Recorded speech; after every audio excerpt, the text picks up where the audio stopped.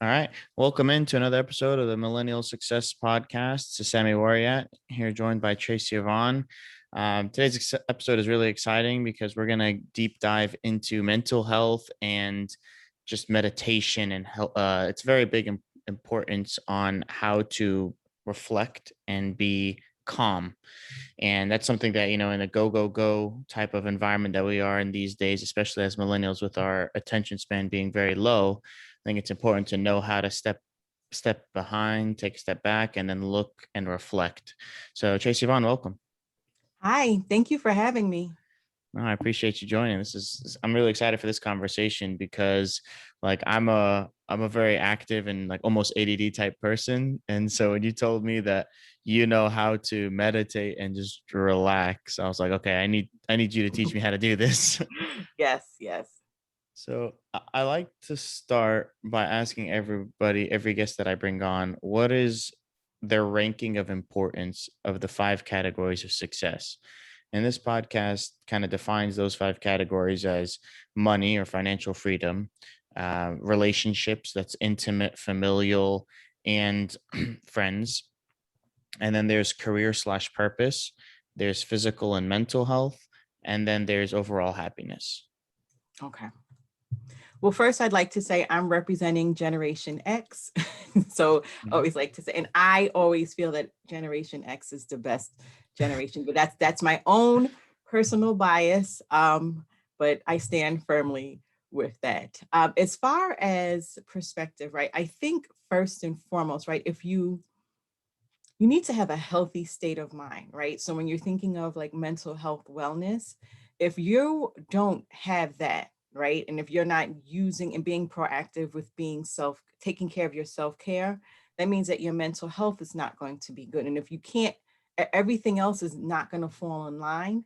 So I think most important for me in reference to success is making sure that I'm taking care of myself, that I'm intentional with my mental health and being proactive with making sure that my mental health, the same way we would take care of our health, is important.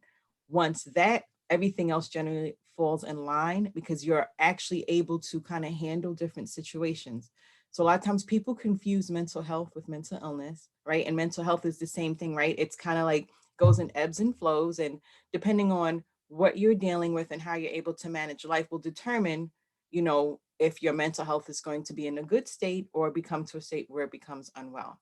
So I always put in front of everything else, right? If you are, again, proactive, making sure that you are keeping your mental health, your self-care, everything else in reference to understanding what your purpose is, right, will be aligned. Understanding the importance of relationship, what is happiness, right? If you're not in a good mental health state, you're not going to really understand happiness. You're going to Mhm. have difficulty cultivating relationships. It could also affect your career, right? And if it's affecting your career, it could affect of how you're gaining money. So that's kind of how I see it in my tier. I like that. I think they all are interconnected. So it's almost like a loaded question, but mental health being like to get out of your own way is Mhm. almost like so much more beneficial because it's impactful to everything if you're not your biggest cheerleader or stuff like that. Um, so what got you into kind of diving into mental health and understanding how to improve it? Because like you said, it's not mental illness.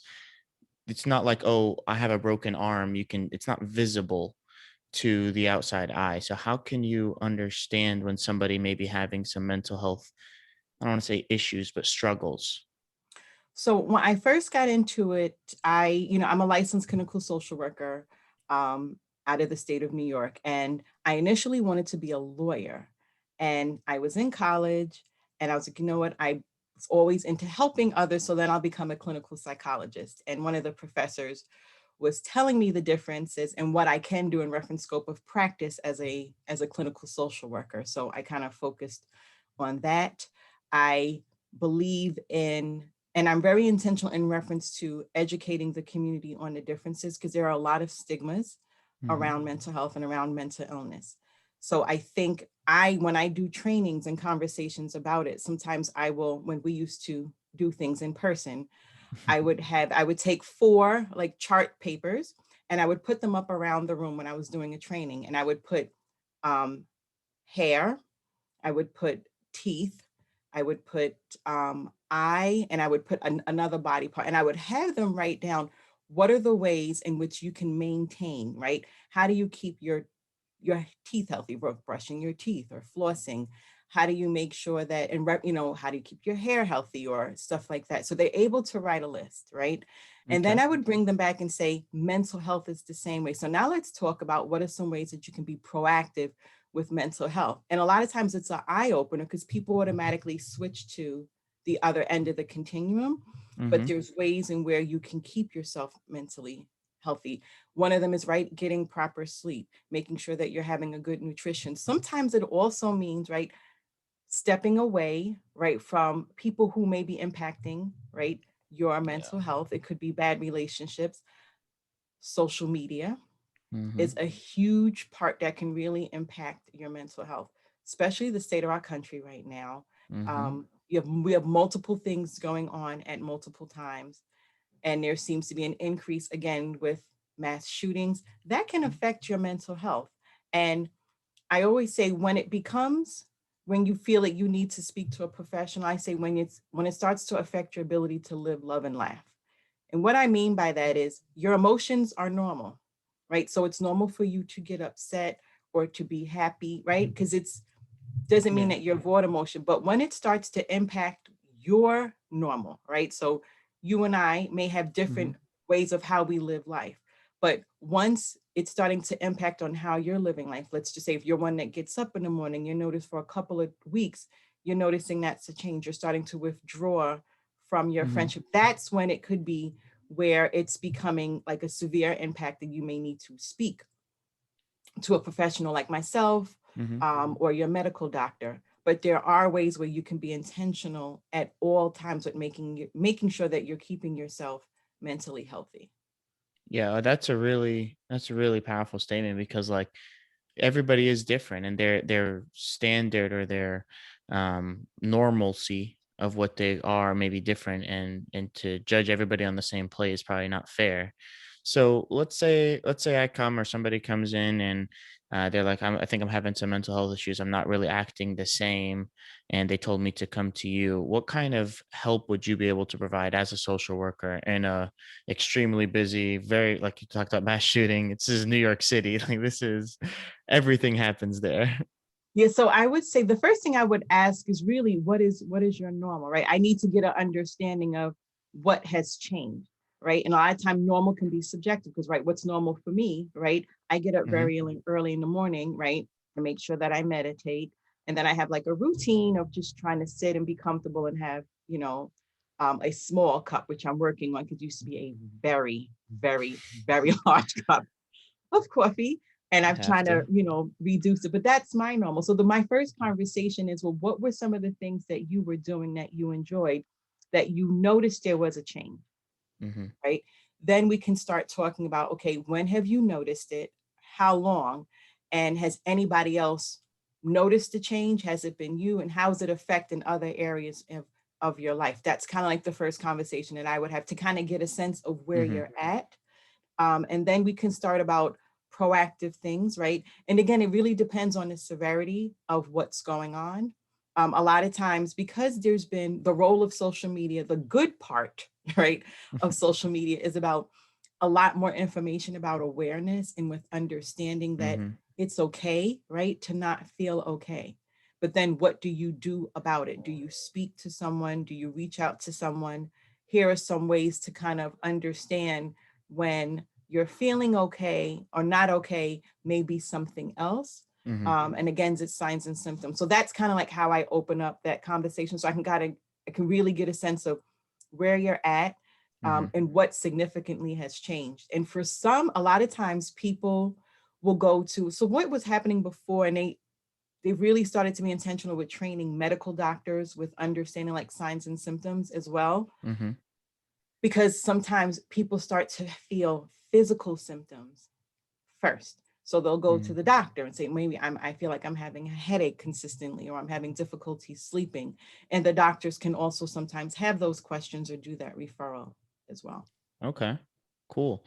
So now that you've kind of identified what where their baseline is, given them proactive steps, you mentioned a little bit about how much it's affecting you and how long.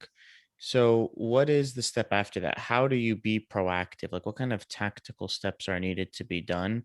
And is it a quick fix? Is this a long journey? Is it everlasting, like similar to a diet and lifestyle? It's got to do it forever. How do you get over that? Well, one, so remember, it depends on who the person is, right? So Hmm. remember, there's no cookie cutter, right? Right.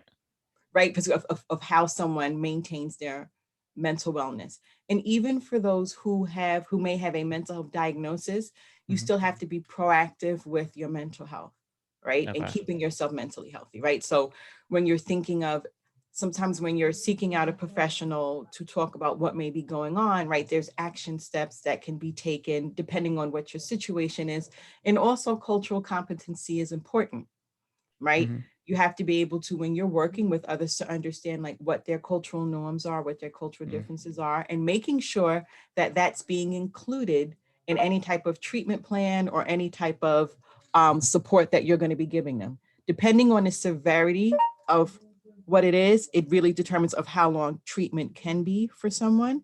But in reference to just maintaining your mental wellness, that's lifelong. Hmm. That should be something that's every day that you should be intentional with doing, right? So if you're thinking about staying up all night and watching the news, right? Hmm. And looking at that, because that's trauma, what's being Right. shown, what is your state going to be like in the morning, right? Or staying Restless. in circles or relationships that are not healthy for you. So Hmm. maintaining your mental health and wellness is lifelong. The same way, you make sure that you brush your teeth, right? At Hmm. night, or that if you're flossing, or in the summertime, that you have to put on like sun, SPF. Hmm. That's how you need to look at maintaining your mental health and Okay. wellness. Yeah, I think it's like it's the discipline and consistency in everything in life helps. Mhm. So you talk a little bit about mindfulness, and we've talked before we started recording about the 7 steps and how to Yeah. actually integrate it into your daily life so that it could be a consistent journey of being in a good mental state. So what are these 7 steps for our audience, and how do you actually apply them? How long do they take? And Sure. So it's actually called the 7 principles of mindfulness. And, 7 principles. there's a lot of terms, right, that seems to be everywhere about mindfulness. Some people may call it the new yoga, or a lot of times Hmm. some people, when they think of mindfulness meditation, you think of someone who's sitting in like the yoga position on top of a mountain as the sun is rising for an hour, right? And Hmm. um, That's the Google mind picture in my mind. yes, yes, yeah. And so mindfulness meditation, right? That's a form of mindfulness, right? So when you're Okay. thinking about mindfulness has many definitions, right? And it's really Hmm. about living in the present, and about awareness of the present moment. So when you're thinking about the 7 principles, the first one is non-judging, right? And that's really about just being a neutral observer to each experience. So a lot of times we may walk into a situation thinking that we already know what's going on or what may happen. And with mindfulness, it's non-judging. So it's like I'm a neutral observer to this experience, right? The second one is patience, right? And that's about allowing each experience to emerge at its own pace. Sometimes when we Ooh. wake up in the morning, right? If you wake up at 7, most times our mind is at 9 Hmm. a.m., right? So Hmm. what happens between 7 and 9? That's when you're thinking about mindfulness, like really taking a moment to acknowledge your experiences. So a lot of times people will think, I can't, I can't do mindfulness, I can't meditate because I don't have the time to. And mindfulness is Hmm. about acknowledging your present moment experiences, right? Okay. So really acknowledging the experience that you're in right now. So like I said, like we're talking, you're interviewing me, Hmm. right? Right now, my mind is really focusing on this experience of being interviewed. I'm Hmm. not at what I have to do after, right? Correct. Yeah. And that's something that you can practice every day. The next principle is having a beginner's mind, which is sometimes hard, right, for Hmm. all of us. So a beginner's mind really is about avoid bringing in to what you know into a situation, right? So when you're walking into a situation or experience that may have been familiar to you, Hmm. you're having a beginner's mind as if this is a new experience for you, That is right? super important. I'd like to dive in a little bit more if you don't Sure, mind. sure. Why is that one like so hard to do for people? Well, it's a good question. I wish I had like the magic ball to answer, but I think our minds are kind of programmed. It's like, oh, I know this. And your mind already starts to like go Mm-hmm. into all these categories, right? Of, I know how to do this, I already know. And what happens is that sometimes we miss the moment of that experience because we have already clouded our mind with our prejudged ideas of what this experience is going to be, right? Wow. And taking a Yeah. step back and taking a step back out of it, right? So I'm sure I'm not the first person that you've interviewed, right? You're Mm-hmm. not the first person that I interviewed, but I'm not going into my mind of my other interview experiences or anything like Right. that. I'm focusing on this moment with having an opportunity to speak and interview with you. So it's what happens is that our minds are constantly on the go. Mm-hmm. And especially with the pandemic, when everyone had to was forced to like to be at home and to quarantine for safety reasons. Mm-hmm. For a lot of people, it was the first time with just sitting still. Right.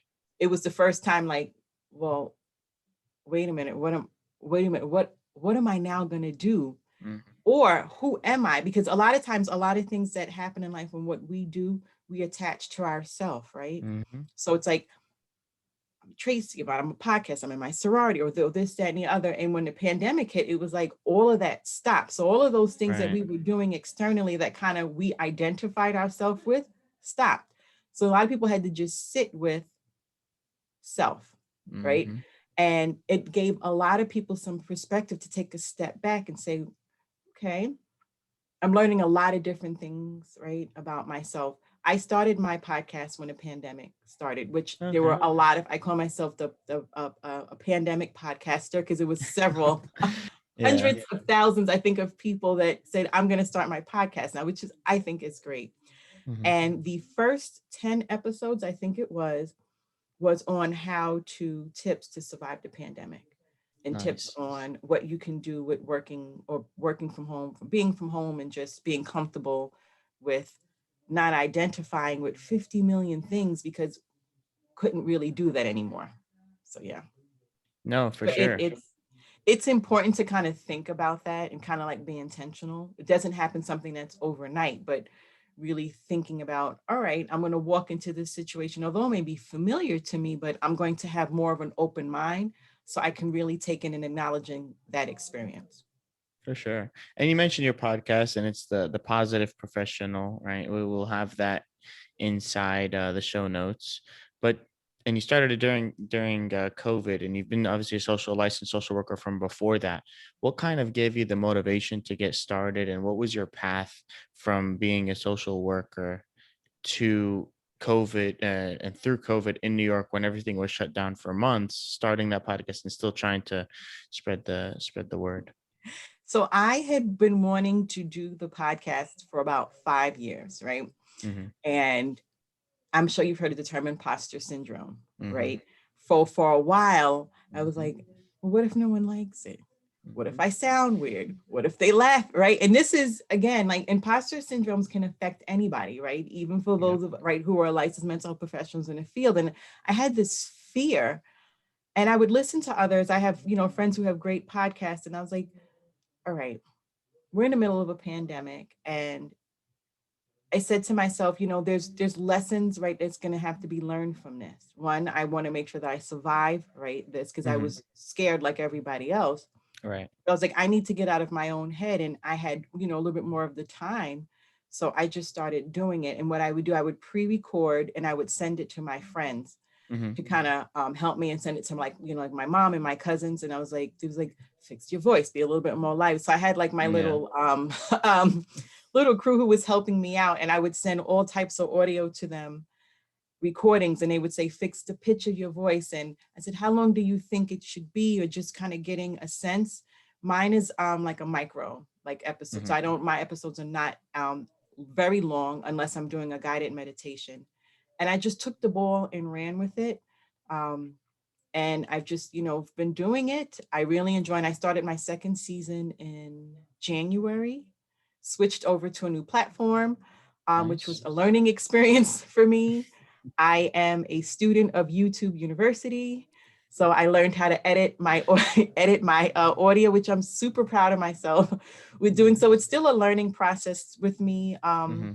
I joined the Clubhouse audio app, and I was able to really sit and listen to other podcasters. And I Mm-hmm. really was able to learn a lot about the podcasting Mm-hmm. world and just with audio, with timing. So that's been very helpful to me. Okay. Cool.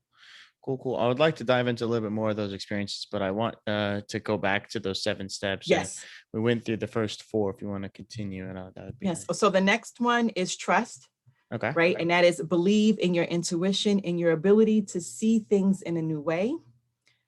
The next one is non-striving, right? And this is about avoid the need for winning or losing or striving for a purpose. It's about being and non-doing, which is sometimes a big struggle for all of us, right? It's just Mm-hmm. acknowledging, right, what I'm doing right now is okay, right? This is all that I can take on, and that's fine. But it's again about being intentional with that. The next one is acceptance, and that's like seeing things as they are in the present moment, right? Not getting ahead of a situation, right? And about Mm-hmm. sometimes when we're having conversations with people, we're not even hearing what they're saying because we have our own mental chatter that's going on. And we will respond, and the person will be like, well, what are you talking about? Like, I didn't even Yeah. say that, right? Because Exactly. we kind of have our own conversation of how this is going to be, right? Mm-hmm. So that's an example of it. And the last principle of mindfulness is about letting go, right? And that's about taking time to detach from your usual feelings and thoughts. So your feelings, right, and your thoughts, and kind of like seeing them as like clouds, right? It's like it's there, you see it, but it's where you're not letting. Sometimes we let our thoughts then affect our actions, Mm-hmm. right? And acknowledging that your thoughts are there, but then not letting it control, right? So you're seeing them as they are, your thoughts and feelings in that present moment, and not harping, right, on them and letting it take over and control. So if you're thinking about being intentional with having those practices, right, Mm-hmm. that can kind of help with one, keeping your mental health like in a good state, but also making sure that you're not becoming over stressed out, Mm-hmm. or because there's going to be things that happen, right? Excuse me, in life, we're going to see things. Like I'm very intentional where I stopped watching the trial Mm-hmm. for Derek Chauvin, of the man who murdered George Floyd, because I was becoming very angry and very Mm-hmm. upset, especially when the defense, and mind you, they're doing their job, right? So, Right. but it was becoming very upsetting for me. So I stopped watching it. And then I am intentional where I wouldn't watch the news at night.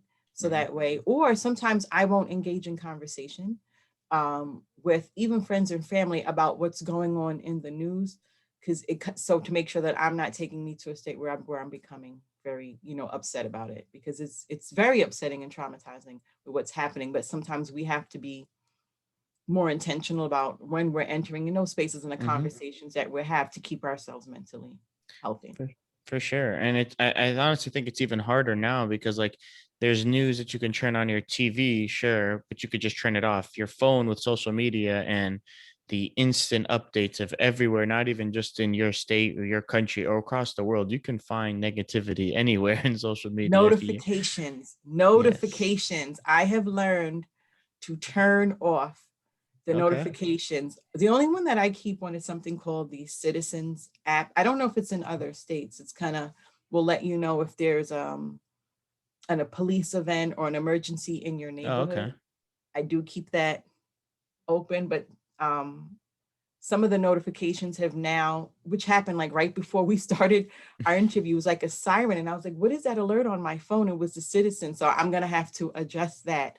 But Mm, I don't have, because the notifications were all over constant, the and place. it's, Yeah. yeah, it's a lot. And a lot of times I adjusted what I get notifications are, so that way the phone is not constantly vibrating or even lighting up. Okay. And as a proud Gen Xer, you probably weren't as addicted to it growing up, right?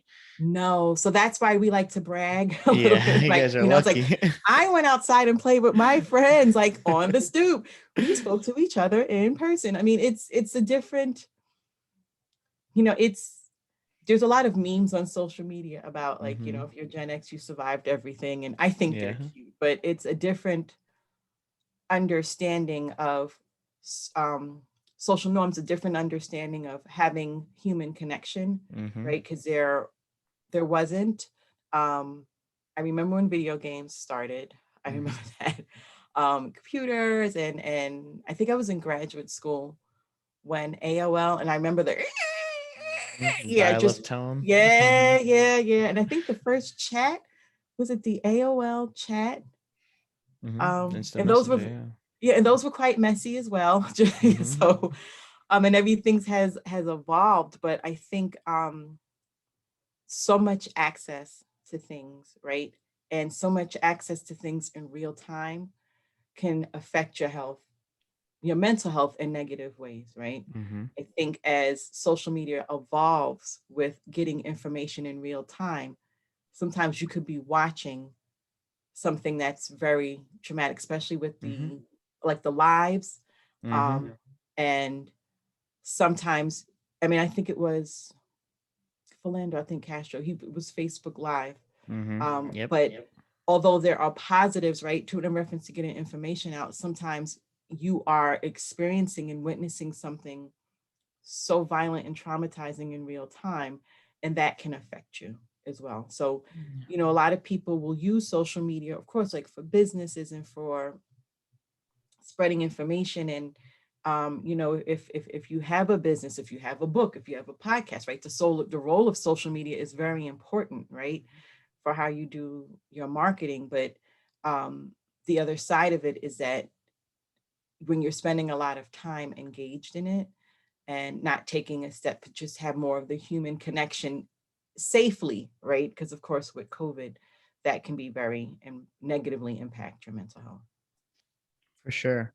And you mentioned turning off notifications. You do a lot of your social work with like teenagers and even Gen Zers, maybe a little bit of millennials in there as well. Mhm. But how do you, what do you recommend to them if you feel like social media is one of their main pain points and they're just access to too much negativity? How do you get them to wane off the dependency of the dopamine, of all those, the That is serotonin hits correct. when you like, when you get likes? How do you get them to wane off of that and just, I guess, experience presence in the moment, which is one of those principles of mindfulness that you mentioned? Yeah, so we talk about, right? So I would have a conversation about like the dopamine and the feeling, because a lot of times people don't even understand, right? And have understanding of this need for likes, right? And what does that mean for you when you see 10 or 15 and such like? So it's really starting with that conversation. Like, Mm. so what would life look like, what does it mean for you if if you're not receiving those likes? Do you still feel that you're putting out good content, or that people are not, if they still would like you? So it's really kind of like, and identifying with that and understanding of like how the body and the mind kind of like feels like, what is the first thing that comes to your mind, or how do you feel Hmm. when you see your social media page and you've noticed you've got like 100 extra likes? What Oh, is it's the amazing. Yeah, Yeah. so and that's so I kind of start from that point. When you say amazing, what does it feel like? Like, are you smiling? Yeah. How do you feel? And then we start the conversation of, okay, so when you are thinking about that, that's a good feeling that you want to have. Hmm. But the more you rely on that, right, you're relying on. So then sometimes it's just time. Like, did you ever think about maybe timing yourself, right? Think about maybe time yourself for 5 minutes, not looking at your social media, not going online, right? What did that feel like? But you have to start small, like expecting for someone to say, don't watch it at night. That could be hard, right? So you Yeah. have to kind of like start very small. So I always sometimes just suggest, have you ever not looked at your social media for like 5 minutes? And sometimes the young people I work, they're like, what? Like, yeah, like, have you? Just like, no, it's like, well, why don't you try it for a minute? Why don't you try it for five Yeah. minutes? And then as it gets more comfortable, it's like, well, maybe, especially if you are putting in like content, like sometimes like having like a calendar or scheduling for things to come out. So that way you can take more time for yourself. But it really depends on the person. But always, if you're asking someone to make changes, right, in what they do, you have to start small. So that way it's attainable. And when Mm-hmm. they feel comfortable that they're able to do it, then they'll feel more comfortable with like kind of making a little bit larger changes. Yeah, that's good. You don't want to give them, I guess, too big of a goal Correct. that Yeah, makes that's it for like, anything. It's like, yeah, small and attainable goals. okay, cool, cool. So what other kind of tips or tricks can you provide, whether it be from books that you've read that you can recommend, or other podcasts, or whatever tips and information that you can help to help improve mindfulness and mental health? Well, I mean, there are a lot of information out there in reference to mindfulness. There's a lot of podcasts that talk about mindfulness. There's a book that I read that I've always liked, The Alchemist. I listened to Michelle Obama's podcast as Okay. well. And she's talked about like her mental health, right? And how it's affected her. She's also talked about just, she was the first lady of the United States but how she managed just self-identity also coming out. There's another podcast that I listened to by Dr. Joyce, Therapy for Black Girls. Um, and then in reference to like just, I always say there's things that you can do. I'm a big believer in if you're able to taking walks, even if it's short walks, right? So it could just be maybe walking to the corner of your home or your building or walking around the block, right? We became where we had to sit kind of like in one location for such a long time. So thinking about maybe doing something that you wanted to do differently, or maybe I always say like if you wanted to like make something new, try that, right? Small steps that you can take, but walking and getting outside, getting fresh air, as long of course that you're wearing your mask and that you're not in like crowded places, even for just out of the house, up the block, if you are able, right, to do that. Sometimes I say, if you have a window in your home or your apartment that's facing either a tree or something like that, take a second and just look at that tree, right, or that branch, or it could be a building, because sometimes the windows, and in New York, you look out the window and it's red brick, right? But looking out the window and looking at that brick as if it's the first time you're looking at it, right? Looking at the different colors of the brick, looking at if there's any cracks in the brick, right? And that's really giving your mind a mental break where you're kind of like focusing on that moment. Oh, nice. Yeah, it's tough. I remember a mentor told me one time, it's like, as soon as you wake up, the first 10 minutes, just go outside, like sit on your porch or wherever, get some sun, look at the trees, and just don't have an agenda, just think. And wherever your mind wants to wander, it wanders, and just gives you a little bit of clarity in, I guess, just appreciation of if there's trees or if there's bricks or whatever it may be. Just like, I have no agenda for 10 minutes and I get to just relax. Yeah, It's and that's kind of a form of mindfulness. And even for, because we may have listeners that are that may not be able to physically like move around or kind of go outside, right? When you wake up, sometimes it's just acknowledging that moment. It could be just closing your eyes and just being intentional with like acknowledging the breath, right? Focusing on as you're taking deep inhales in and slow exhales out. And maybe taking a minute to just focus on the breath. That in another way of like mindfulness is giving you an opportunity to just clear your mind. You're acknowledging, right? That space, you have that gratitude, right? You woke up and just maybe just laying still and just focusing on the breath for like 1 to 3 minutes is another way where you can kind of start your morning. Or nice. another one where I always suggest, like, if you drink coffee or any beverage in the morning, think about, because sometimes we're so caught in the routines and it's like, okay, I got to drink my coffee and do this. Take a second and just acknowledge what your hand feels like holding the cup. Mm. Focusing on the sensation of the cup, whether it's a warm, of course, we don't want you to burn Right. yourself, or a cold cup. What does your hand feel holding the sensation of the cup, as if you're experiencing holding the cup for your very first time? So you're I not like getting that. out of your routine, right? Because you're drinking, Right. but now you're paying more attention to holding it. That's a form of mindfulness. I'm gonna apply that Yeah. because I never think about how my hand feels when I'm having my morning coffee. But I'm curious to see how that'll be. This will be a good Yes, exercise for feeling me. the sensation of what, right? What your hands feels like gripped around the cup. If you're Hmm. noticing the warmth or the coldness of the cup for the first time, and you're kind of like just taking a second and focusing on that because Hmm. you're being intentional with that experience at that moment. That's mindfulness. I think that's a perfect definition of it. So where can people find you? So I'm on Instagram. Hmm. My Instagram handle is at the underscore positive professional. I'm on Twitter as well, and that's the positive pod CAS2. My email is the positive professional podcast at gmail.com.